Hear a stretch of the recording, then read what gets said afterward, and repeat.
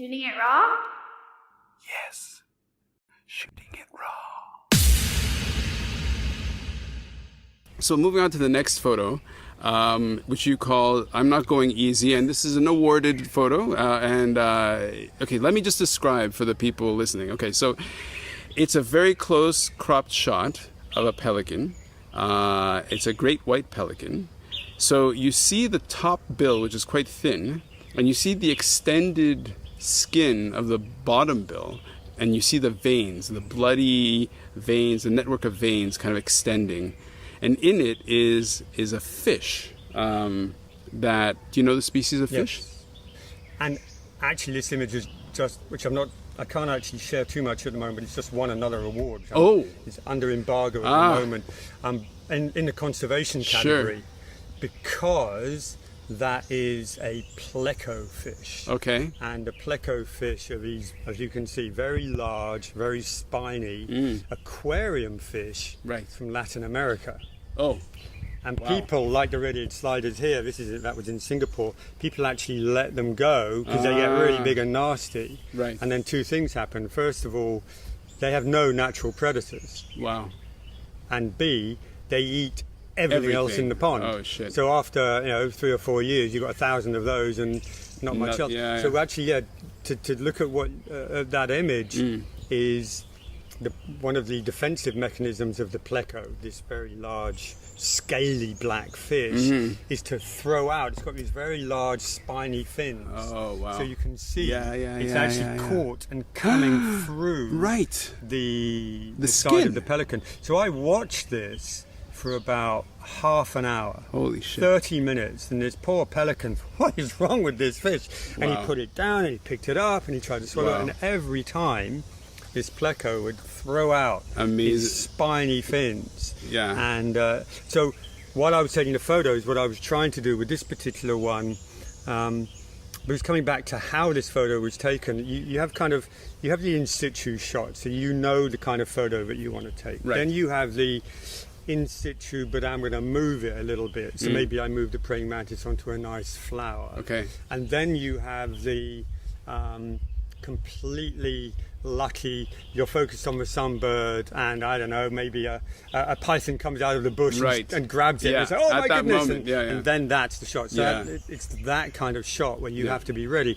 But fortunately, because it went on for so long, I could move around and try and get it backlit. So that's why you can see, and technically that's quite a difficult shot, because if it's backlit, it's normally deeper in shadow, right? Yeah. No, it's that's when you get both because you've got two areas, you've almost got two hooks here. Normally you should only have one. You got the head coming through here, which are areas of contrast, but then you got this area of these veins of the craw of the bird. Yeah. No, it's a very powerful image. It has a very strong conservation message. Sure. These fish have to go.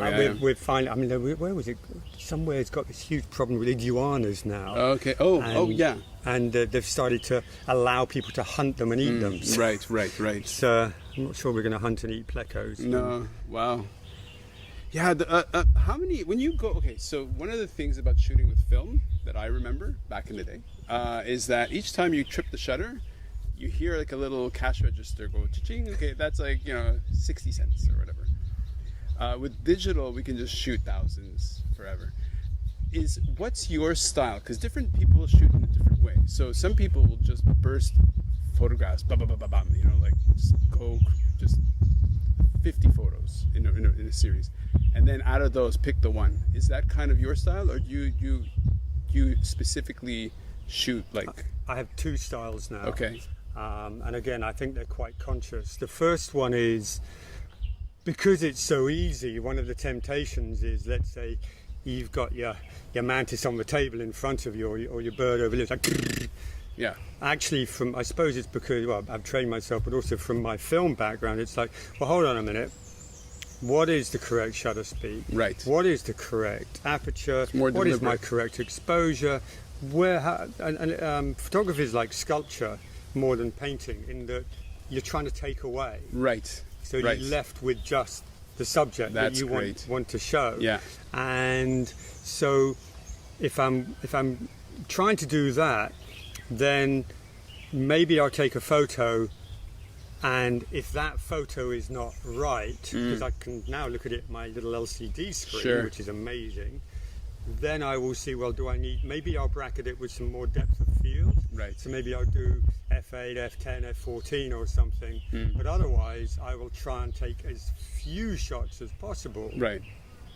Because I know what I want. Yeah, you're dialed in. Yes, for sure. For sure. But in contrast to that, if I've got a tailor bird maybe which is hunting in a little shrubbery, and he's moving around, and I can see that there's a caterpillar, then I'll start pushing my button, and it'll go, and he's bouncing around. He's got the caterpillar done, and then I have the horrible thing of going having through 200 photos and trying to find the one, because that's always the problem. And I think it's quite a big thing to actually stop trying to take so many photos and try and get, because you should know what it is that you want. Right. With flash it's a little bit different, because with flash you kind of have to take the photo, look at it, dial it up, dial it down, change this, move your ISO, change that.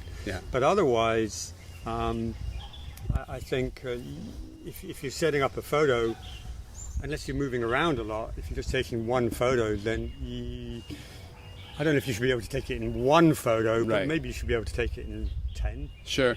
No, I got that. Okay. No, that's amazing advice for people who don't spend as much time with their cameras as you do, but it's great advice, of course. But I think, that's part of because I did actually look at doing some photo courses, and I think one of the first things was start with the image in mind. Right. Well, it's more deliberate, for sure. Because if you take a picture of this, you stand here, whereas actually, well, hold on a minute, I want it with a nicer background, so maybe I should lower down. So you've already wasted photos taking it with such a poor background. So if you think about what you want before you begin, you can save a lot of time. No, I agree with you completely. Sorry if I'm writhing, because You've been bitten. I'm one of those people who's just delicious to mosquitoes. I love people like you. My wife is like that. I go out with her. She's like my own insect. I saw your arm. It's covered in bites. You can't see. I'm just getting. It's okay. It's fine. I think it's because I've been bitten so many times. I think you just get. I don't know if you get an immunity to it. Or... I've been bitten a lot. That's kind of Also, so you're blaming the victim. Thanks a lot. But I like it. No, this is great. I will suffer for this podcast. Let's move on to the next photograph, which is listen. This is just adding a new dimension to the conversation. Okay.